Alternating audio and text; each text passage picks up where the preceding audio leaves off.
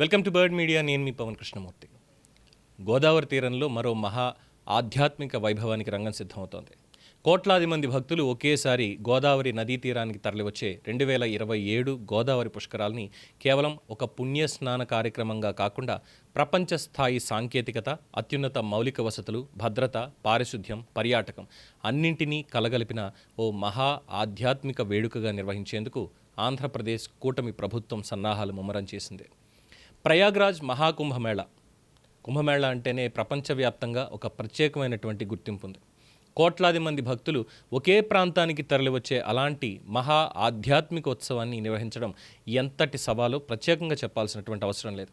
ఇప్పుడు అదే స్థాయిలో దక్షిణ భారతదేశంలో గోదావరి పుష్కరాలకి ఒక ప్రత్యేకమైన అనుభూతిగా మలచాలి అన్నదే కూటమి ప్రభుత్వం యొక్క లక్ష్యం.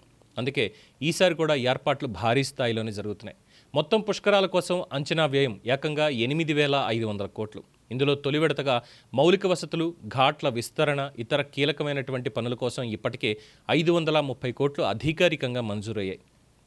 ఇక పుష్కరాల నిర్వహణలో అన్నిటికంటే కీలకమైనది భక్తులు స్నానం చేసేటువంటి ఘాట్లు. కోట్లాది మంది భక్తులు ఒకేసారి గోదావరి తీరానికి చేరితే సాధారణ ఘాట్లు సరిపోవు. అందుకే గోదావరి తీరంలో ఉన్న పాత ఘాట్లన్నింటినీ కూడా ఆధునీకరించడంతో పాటు కొత్త ఘాట్ల నిర్మాణం, మరమ్మతులు, విస్తరణ పనులు కూడా చేపడుతున్నారు. మొత్తం 238 పుష్కర ఘాట్లని నిర్మించేందుకు నీటిపారుదల శాఖకి 210.06 కోట్లు కేటాయించడం జరిగింది. అంటే భక్తుల రద్దీని దృష్టిలో పెట్టుకుని గోదావరి తీరాన్ని భారీ స్థాయిలో సిద్ధం చేస్తున్నారు. అంతేకాదు, భక్తులు వచ్చే ప్రాంతాల్లో మౌలిక వసతులు, పారిశుద్ధ్యం కూడా అత్యంత కీలకం. అందుకే పురపాలక పట్టణాభివృద్ధి శాఖకి 150 కోట్లు విడుదల చేశారు.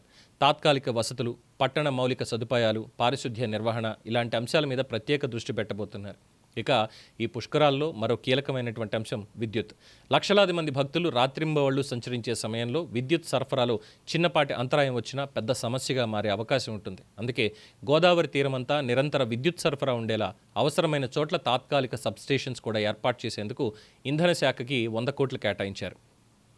ఇక ధార్మిక కార్యక్రమాలకు, ఆలయాలకు కూడా ప్రత్యేక ప్రాధాన్యం ఇస్తున్నారు. ఆలయాల సుందరీకరణ, ధార్మిక కార్యక్రమాల నిర్వహణ కోసం దేవాదాయ శాఖకి 60 కోట్లు కేటాయించారు. అదే సమయంలో గోదావరి పుష్కరాల్ని కేవలం భక్తి కార్యక్రమంగా కాకుండా ఒక భారీ పర్యాటక, సాంస్కృతిక ఉత్సవంగా తీర్చిదిద్దేందుకు పర్యాటక సాంస్కృతిక శాఖకి 10 కోట్లు విడుదల చేశారు. అయితే ఈ పుష్కరాల్లో అసలు ప్రత్యేకత ఏంటి? టెక్నాలజీ. నిజమే, కోట్లాది మంది ఒకేసారి గోదావరి తీరానికి వస్తే ఎక్కడ రద్దీ పెరుగుతోంది, ఏ ఘాట్లో ఎంతమంది ఉన్నారు, ఏ మార్గంలో ట్రాఫిక్ ఎక్కువ ఉంది, ఎక్కడ పార్కింగ్ ఖాళీ ఉంది, ఎక్కడ అత్యవసర సహాయం అవసరం, ఇవన్నీ క్షణాల్లో తెలుసుకోవాల్సి ఉంటుంది. అందుకే ఈసారి ఆర్టిఫిషియల్ ఇంటెలిజెన్స్ ఆధారిత CCTV network, drone surveillance, real time control rooms ఇవన్నీ కూడా అందుబాటులోకి తీసుకొస్తున్నారు. ఒక ఘాట్కి లక్షలాది మంది చేరి తొక్కిసలాట పరిస్థితి రాకుండా రద్దీని ముందుగానే గుర్తించి భక్తులని మరో ఘాట్కి మళ్లించేలా వ్యవస్థల్ని సిద్ధం చేస్తున్నారు. ఇక భక్తులకి కూడా టెక్నాలజీ అందుబాటులో ఉండబోతోంది. మీరు ఎక్కడ ఉన్నారు, మీకు దగ్గరలో ఉన్న ఘాట్ ఏది, ఏ ఘాట్లో తక్కువ రద్దీ ఉంది, ఎక్కడ పార్కింగ్ ఉంది, ఏ మార్గంలో వెళ్ళాలి, అత్యవసర వైద్య సేవలు ఎక్కడ ఉన్నాయి, ఇలాంటి ప్రశ్నల కోసం, వాటికి సమాధానం కోసం ఎవరిని అడగాల్సిన అవసరం లేకుండా ప్రత్యేకంగా ఒక మొబైల్ యాప్ని కూడా త్వరలోనే అందుబాటులోకి తీసుకురాబోతున్నారు. ఇక స్లాట్ బుకింగ్ నుంచి ఘాట్ వివరాల వరకు, ట్రాఫిక్ రూట్ మ్యాప్స్, అక్కడి నుంచి పార్కింగ్ సమాచారం వరకు, అలాగే అత్యవసర వైద్య సేవల నుంచి మొత్తం నావిగేషన్ వరకు అంతా సమాచారం ఒకే వేదికపై అందుబాటులో ఉండేలాగా ఏర్పాట్లు చేస్తున్నారు.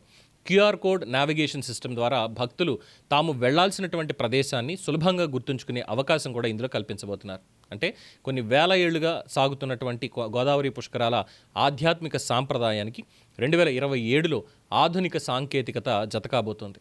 కానీ పుష్కరాలంటే కేవలం జన సమూహం మాత్రమే కాదు, గోదావరి అంటే ఒక జీవనది. అందుకే ఇందులో పర్యావరణ పరిరక్షణకు కూడా ప్రత్యేక ప్రాధాన్యత ఇస్తున్నారు.